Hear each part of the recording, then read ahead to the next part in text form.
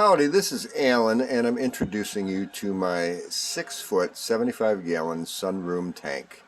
I am going to be doing shorts on progress reports in getting it to look the best it could possibly be. And I'm starting with a longer video because I keep trying to make my thoughts concise and show progress, and it's impossible. And I'm not going to script myself, so I'm just going to blather away. This is a very fabulous tank in that it's dimensionally able to fit into a lot of spaces where the next size up 6-foot tank, which is typically a 125 or a 135, weighs about twice as much. This is a 55-gallon with 2 extra feet on it, so 2 dudes can carry this easily. A 55 one guy can carry easily. 3 people are going to have a hard time with a 125 unless they're linebacker folks. So I am refining this after having it 10 years. I've got some of the most fabulous residents you could ever ask for. And one of the things I'm going to point out right now is that pictus cats are like bandit hooligans. They just come through and raid. But one of the things I've also come to enjoy about them is that they don't hurt anybody. And another thing that I like is, note the coloration there. When sun hits them, yeah, bastards, go hide now. Watch when the sun hits them. They get this copper, bronze, auburn, stunning glow. And so I'm just going to focus on this corner while I gather my thoughts. I've got a big Marineland C530 canister filter on here, which has not been cleaned in at least 3 years. And I've made do with 3 different hang-in-the-back Marineland filters. In a perfect world, I'd have aqua clear filters on the back, the 110s. I don't have any right now. But I don't like filter intake noise, which you can hear constantly, but I do like filters because they create a place to grow terrestrial plants. And that's been working out beautifully. I've got pothos, sansevieria, dracaenas, spathiphyllums, tradescantias, monodiniums, begonias, parescias, and I'll focus on all those later. I'm just zoning on this spot right now because I want to get the bronze popping color. Oh, there you see it. Oh my God, isn't that gorgeous? It's like a shiny penny. So I'm just going to blather away. Whoever wants to watch this will take what they want from it. Directly in front of me is one of my recent observations, is that by shortening the filter intake tube, I'm getting less of my sand, which I adore, into the filter, which then messes with the impellers. And so I took a section of, this is foam from the Swiss company, I'll think of it. I won't dwell on it. Anyway, so I cut that, and I took a section of the filter intake off and put that on it, and that was flowing like crazy. And now at the moment you can see there's no water movement at the top. This filter has plugged. So I'm going to assume that because I'm using Minnesota wood, this stuff puts off a lot more mulm than Mopani wood. And I'm okay with that, and I'd let it go for a while, and then I stirred up a lot of the mulm, and it got taken into the filters. So I'm step by step going to be cleaning these filters, and this one's silent. The other 2 are not, and that noise bugs me. But I need to have a box, which is also, anyway. So I'm going to be refining. One of the best refinements I've done is putting these biofilter intake over the intakes, and that caused a lot better flow until it clogged, which I was babbling about with the mulm. This is marine sand, which I've had forever. I used to have a population of Malaysian trumpet snails, and they were eaten by my mystery loach, who will make himself known eventually. The pictus are, look at that color, I just adore it. And my severum, he's just parked in certain spots.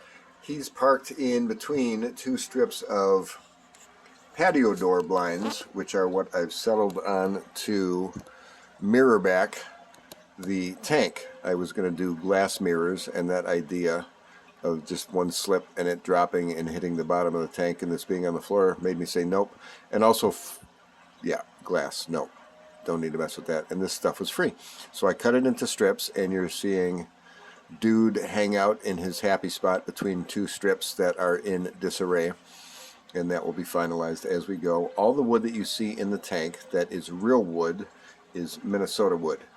Not all of the plants are alive. There's a floating bunch of plastic up there, which I'm doubting I'm going to need because I've got so much Anubias that once I get the curly willow placement finalized, will be adhered to or bound to the curly willow branches. And this curly willow is my wedding tree. When I got married in 2000, June 18th, I got floral, and 2 weeks later when the floral was shot, I looked in the vase, and the curly willow that they'd used for filler had grown roots. So I planted it, and it's now a 30-foot tree outside my front door, and it provides me with free aquarium and craft wood that just is gorgeous. In other tanks, it's got even more of a reddish rust color, and I don't know why it changes tank to tank, but it is what it is, and the price is right. Willows shed like crazy. The trunk on this one is at least 40 inches around in 25 years, and they grow themselves, so it's a win-win. The Pictus cats get this stunning copper bronze. May I say that again if I haven't already, when they're exposed, when they're in the sunshine. And so I'm just kind of focused down here, kind of gathering my thoughts as to what I want to do with this tank. The background, I've never liked seeing cords in the wall. And I was going to do black, but I've got so many black fish that they would become invisible. And so I was helping a friend clean out a house for teardown, and these mirrored blinds struck me as I should grab those. So I did, and used them for other purposes, which will be another video for another day. But I'm really stoked with how they're working back there, and for whatever reason, that's his happy spot. This is not how it's going to look. This is how it looks at the moment, before I get them into their stuck to the back location. So as we have been staring at this spot, appreciating the stunning copper, gorgeous bronze, and all the extra colors that you see on a fish that's experiencing sunlight. Sunroom tanks are scoffed at for whatever reason. People have this myth that you are inherently going to get algae everywhere. And if you get a bristlenose catfish, you are not going to have algae. I don't have any snails in here, but they also handle algae real well. But bristlenose will take on the hard algae and the soft algae. The gold barbs that you see here take on black bearded algae, which the Anubias came to me infested with. The black mollies also gnaw that stuff off. The guppies also gnaw that stuff off. The plant to your left is Buce. I can't remember the full Bucephelandra, and that's almost epiphytic. And I'm going to attach that to more wood. I've got Anubias, Buce, Java ferns, and a ton of terrestrial houseplants growing out of the filters, which are going to go away and be replaced with wares, W-E-I-R, which is a concept that the plenum guy introduced me to. I'd heard of them before, but never saw them applied before. And there's a guy who's obsessed with plenums, and I think wares are a better solution for me wanting to do the terrestrial plants growing out of the tank effectively and in an enclosed space. And aerated moving water is going to produce more roots on any cutting than still water would. And what we're looking at here is still water. Even though it's moving, it's not aerated and bubbling. Another thing I noticed, these tiger barbs in front of me are emerald platinums, I believe, and they don't show their fabulous color until they meet sunshine. And I've got a really nice LED on the tank, and even though it gives you that spangle, that sparkle that you see on the sand bottom now, you don't get the coloration enhancement that you do with sunlight. And so it's the end of January 2024 in Minnesota. and so I'm getting morning sun. It's about 11 o'clock, and I get at least until 2 o'clock in the afternoon sunshine on this space, and I highly recommend sunroom tanks. Anytime you can get sun on your tank, it's a win-win. And thermal benefits probably are also in there too. I keep the house heated to 73 degrees so I don't run heaters in my tanks, and been doing it that way for 15 years. Never been an issue. The fish that I've avoided have been things like rams, because in discus, you know, who needs discus when you've got the fish in front of you? The fish is in front of you. Discus are cool, no dissing on that, but I've heard so many stories of fish getting cooked by malfunctioning heaters, and why pay the electricity if you don't have to? And 73 is as comfortable as you need, and you don't get your hands cold in the water. And I also have fancy goldfish, and they're thriving at 73 degrees also. So everybody's grooving in here. This is marine sand on the bottom, which, if you notice, cories crave it. It's crack for cories. That is absolutely, to see a cory in a gravel bottom tank is a travesty. So I will be judgmental and condemn those who do certain things that I'm not cool with in the aquarium hobby. Another thing I'm not cool with is flower pots. That's the most ugly damn thing that anybody consistently uses in aquariums across the board. I'm like, what are you thinking? There's so many other options. So you won't see flower pots in my tanks. Natural wood is what you see that the pictus are grazing on. Biofilms are a concept that I'm not going to explore now, but it sure seems that biofilms are being browsed upon by all kinds of different aquarium fish all day long as they play with the wood in the tank.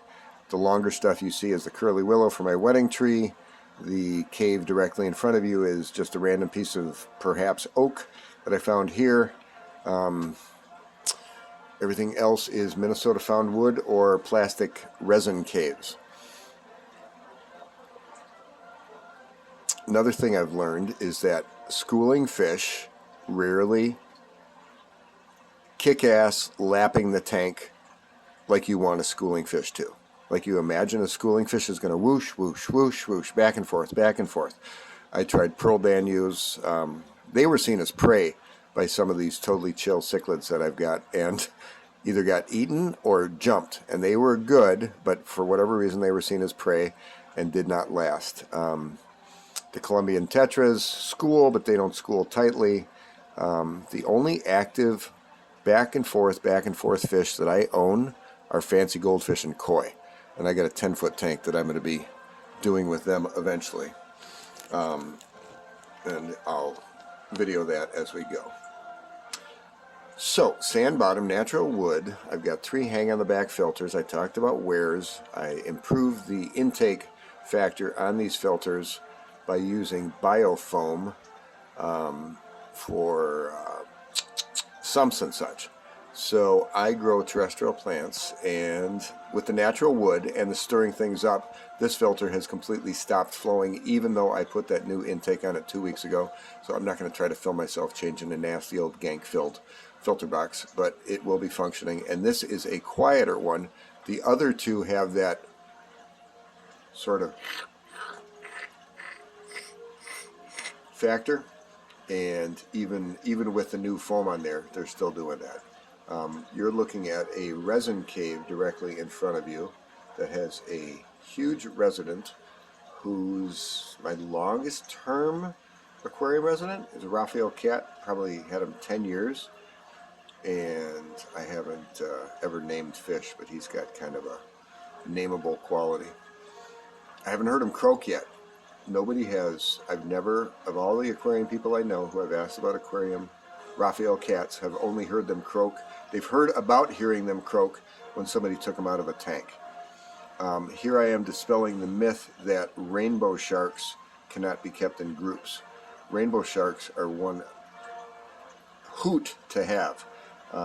They do this zany full speed attack on each other, and it's like they completely back off before the hit, and it's some sort of sport for them, and I don't know the rules. And they never hurt each other. They never do any harm, and they just go batshit crazy in their play and have fun with it. I've got red hook silver dollars, common silver dollars. There's 22 Matinus, 22 members of the Matinus silver dollar family, which is in the Tetra family. And you see as the Columbians up top get older, they get more humpy like a old-time silver dollar. The silver dollar directly in front of you came to me as an adoption fish with a big cyst in his side. And some days you can see the remains of the scar from that cyst, which I healed through getting him into better water. The little guppies never get harassed by anybody. I had females in here. Look at that pink. Wow. Pinkish purple. Lavender in the sunshine. You see colors in the sun that you just never see. Look at that.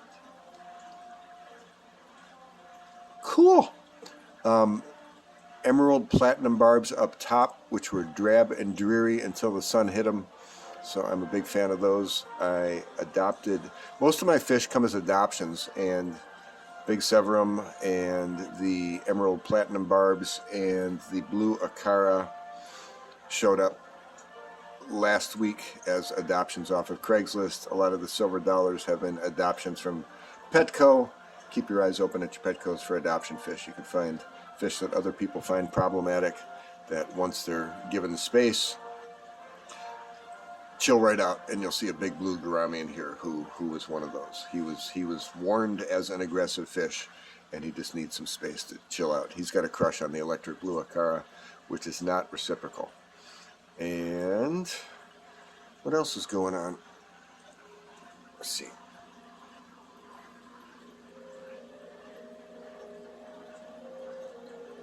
Big dude, when I put that cave in there, within 3 minutes found it home.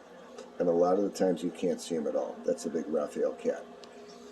These are my rainbow cichlids, which are a mated pair, but because I got too many predatory pals, they will not be breeding. The cories are also breeders, but whatever they're doing gets et up.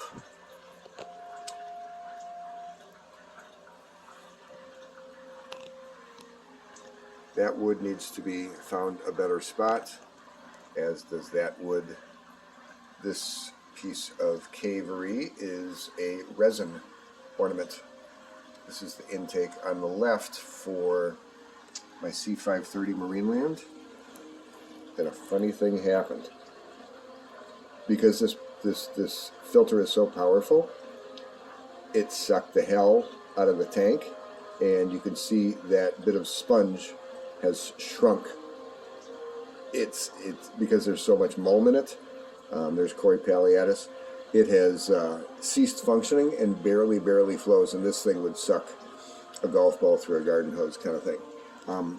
This intake also, I shortened this length, and I think, maybe someone can comment, I don't know if anybody watches my stuff, but if you do, I theorize that by shortening the intake from having it extend down to the bottom, A, I'm not getting sand in the filter anymore, B, it's got less length to suck, so it's going to suck harder. So that's my speculation. This is a coconut from Petco with Java fern on it. Haven't found a way to get it to be where I want it to be, which is eventually going to be on the filter intakes.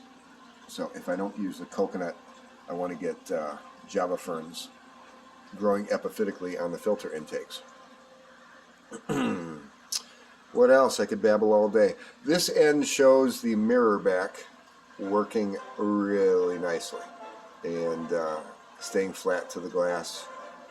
Down there where you see the wood up against the glass, either the pictus or somebody got rowdy, and I saw them thrashing behind it yesterday.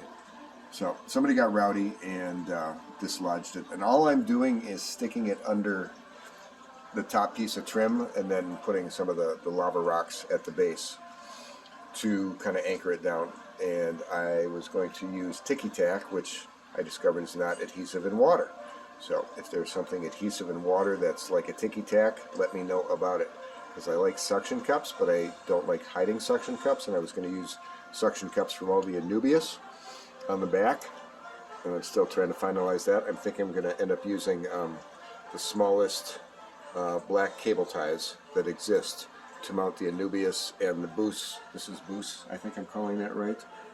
And this is some Wasser tank, which is just dynamite. It does not require any care, and it gets sanded on all day by all the sand sifters, and eventually it gets cleaned off and it piles up, and I just move it and it goes to its own place.